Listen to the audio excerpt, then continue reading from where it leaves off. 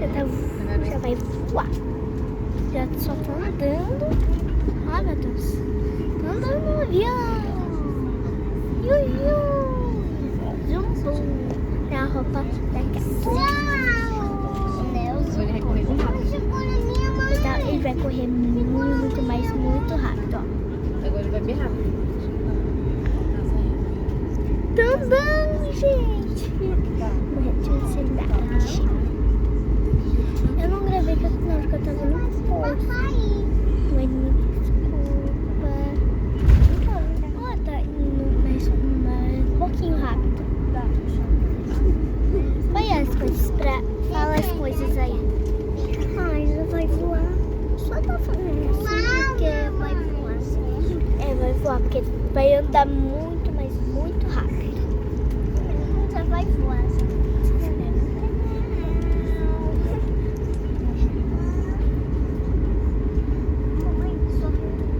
Aí, A mamãe botou no modo avião. Tá só dá pra gravar.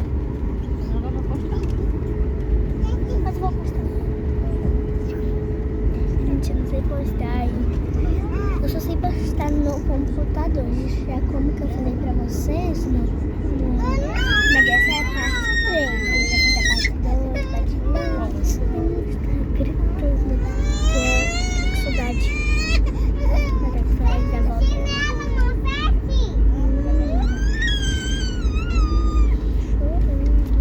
Mas ela tem um bebezinho, parece que tem. Não sei o nome dela. Eu devia perguntar, mas acho melhor não. Tchau. Então vou fazer o vlog inteiro pra vocês, tá? Vou fazer a parte 4. Tripulação, preparar para a decolagem.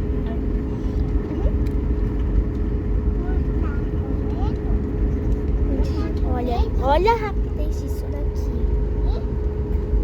Olha essa rapidez. Gente, eu vou estar começando a andar rápido. Calma aí, na hora que começar a voar, você abre e come os negócios. Você come salgadinho, sim. Tem fruta também, mas só uma fruta que é a maçã. Aqui, ó, gente. Mostra aí. Tem bolachinha de chocolate.